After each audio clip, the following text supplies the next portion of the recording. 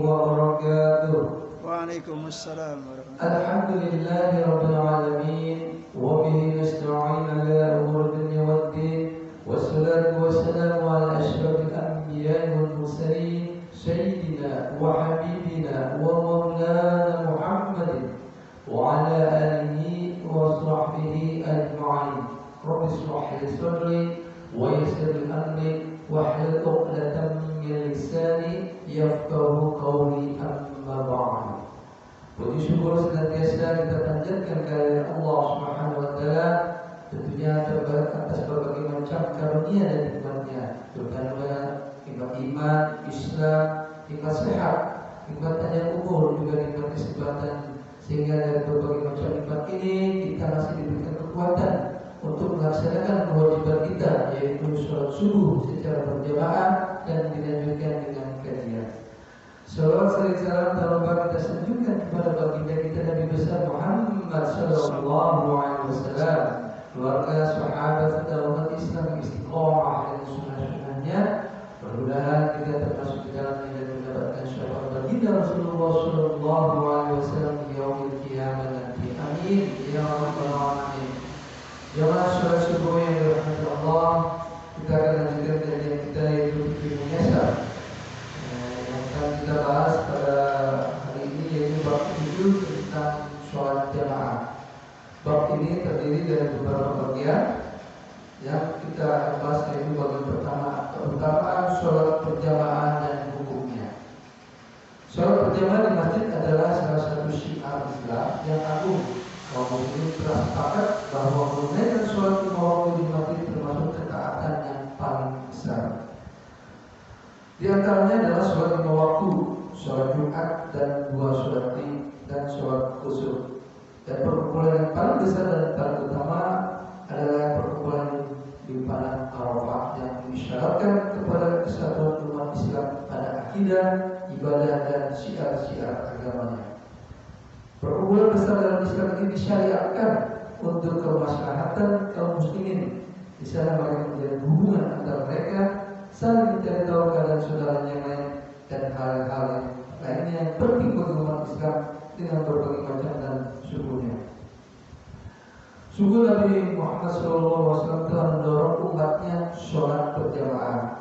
Beliau menjelaskan keutamaan dan pahalanya yang besar seraya beliau bersabda, "Sholatul jamaati afdalu min sholatil fardhi yaghnil farda bisab'in wa 'ishrina darajah." Sholat berjamaah lebih utama daripada sholat sendiri dengan 27 derajat. Ini hadis muttafaq alaih diriwayatkan oleh Al-Bukhari dan Muslim. Selanjutnya Nabi SAW bersabda, diriwayatkan oleh Al-Bukhari, yang artinya sholatnya seorang laki-laki secara berjamaah dilipat gandakan atas sholatnya di rumahnya dan di pasarnya sebanyak 25 kali.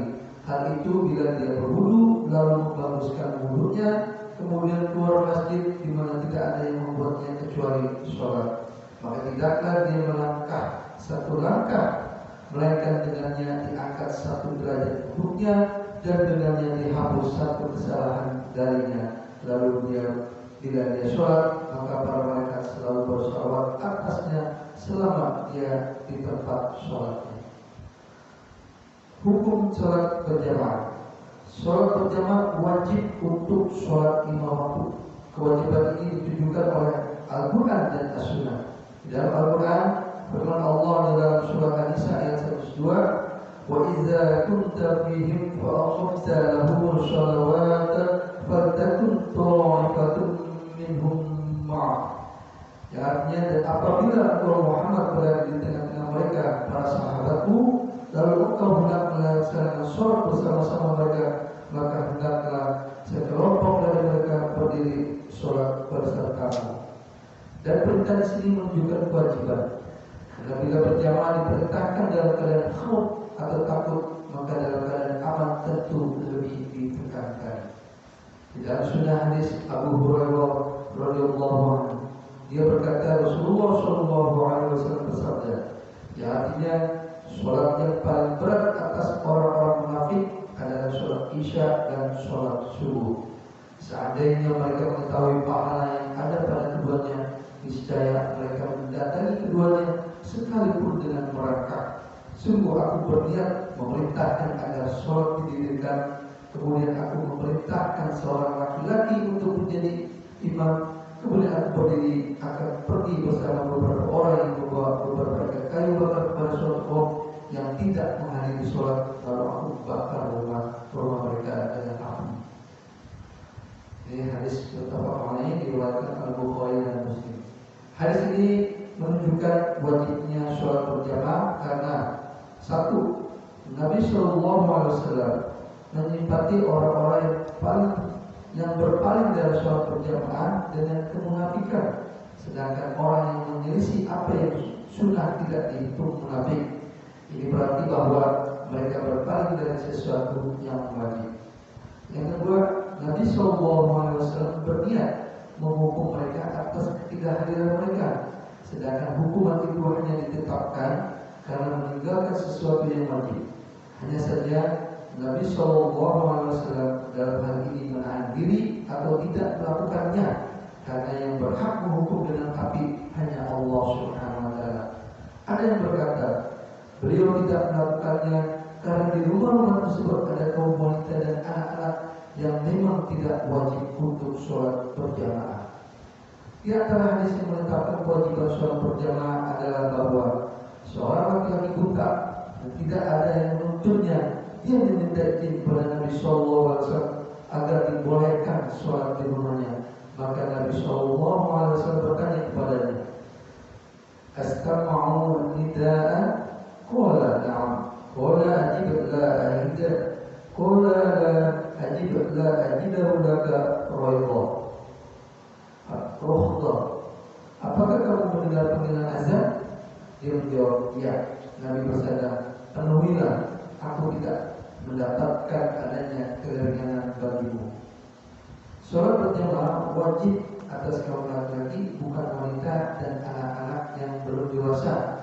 Berdasarkan sabda Nabi SAW untuk kaum wanita, yang artinya dari rumah mereka kaum wanita lebih baik bagi mereka. Diriwayatkan oleh Abu Daud, Al-Hakim dan disetujui oleh Az-Zabi, disahihkan Al-Albani dan Irwa Al-Ghani. Wajib sholat berjamaah di masjid atas siapa yang memiliki kewajiban berjamaah menurut pendapat yang sahih. Barang siapa meninggalkan sholat berjamaah dan melakukan sholat sendiri tanpa uzur, maka sholatnya sah, namun dia berdosa karena meninggalkan yang wajib. Bagian kedua, bila seseorang laki-laki masuk masjid sedangkan dia sudah sholat, apakah wajib baginya mengulang sholat tersebut bersama jamaah? Di dalam keterangan di sini, tidak wajib baginya mengulanginya bersama jamaah. Hal tersebut hanya disunahkan baginya. Yang pertama hukumnya fardu dan yang kedua sunnah. Berdasarkan hadis Abu Dzar, di mana Rasulullah SAW bersabda, bagaimana sikapmu bila kau dipimpin oleh para pemimpin yang mengakhirkan sholat dari waktunya atau mematikan sholat dari waktunya? Lalu aku bertanya, apa perintah Anda kepadamu? Nabi bersabda, sholatlah pada waktunya. Lalu bila kamu mendapatkan sholat bersama mereka, maka sholatlah, karena sesungguhnya ia sunnah bagimu. Dan berdasarkan sabda Nabi Sallallahu Alaihi Wasallam kepada dua laki-laki yang tidak ikut sholat berjamaah di masjid, bila kalian berdua sudah sholat di rumah, kalian kemudian datang ke masjid berjamaah, maka sholatlah bersama mereka penghuni masjid, karena sesungguhnya ia adalah sunnah bagi kalian berdua. Jumlah minimal yang sah untuk sholat berjamaah. Minimal jamaah adalah 2 orang tanpa ada perbedaan atau khilaf. Berdasarkan sabda Nabi SAW kepada Malik bin Al-Huwairits, yang artinya bila sholat tiba, maka kumandangkan azan, kemudian berqomanlah, dan hendaklah yang lebih kuat dari kalian berdua menjadi imam. Muttafaq alaih, riwayat Al-Bukhari. Ini kita lanjutkan sedikit ke bagian keempat. Dengan apa sholat berjamaah didapatkan? Sholat berjamaah didapatkan dengan mendapatkan 1 rakaat dari sholatnya. Dan barang siapa mendapatkan ruku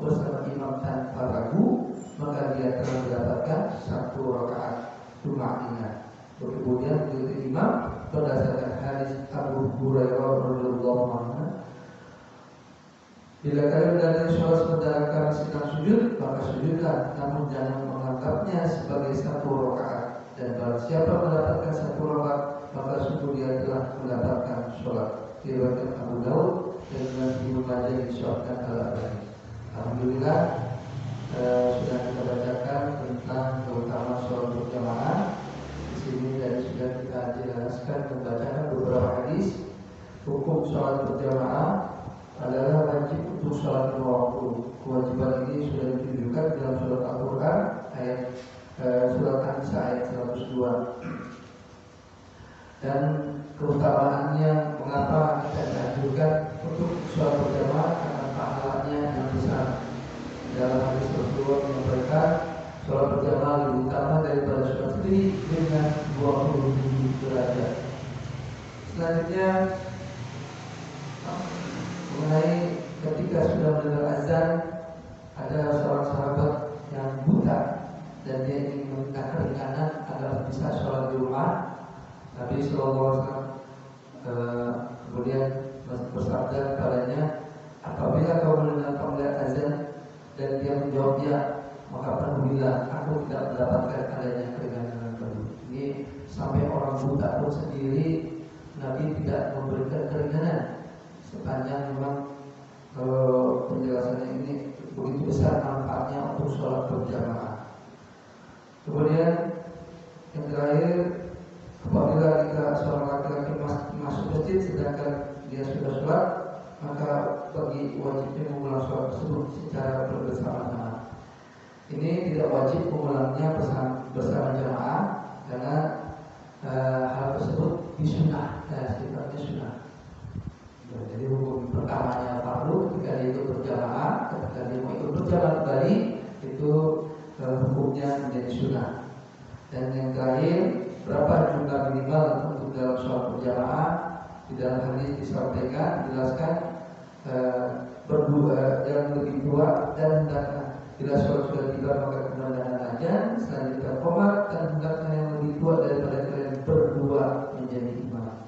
Dan selanjutnya dengan apa sholat berjamaah didapatkan? Ini pengertiannya adalah satu rakaatnya di dalam sholat itu dihitung pada saat kita mendapatkan bersama rukuk atau tumanina dengan imam. Itu sudah dihitung mendapatkan satu rakaat tanpa ragu mengikuti rukuk bersama imam. Apabila tidak mengikuti rukuk bersama imam, tidak dihitung. Yang dalam keterangan di sini adalah ketika dia mengikuti sujud, berarti dia tidak mendapatkan satu rakaat. Demikian, mudah-mudahan ini sangat bermanfaat bagi kita semua di dalam menjalankan ibadah kita, baik dalam sholat kita ini.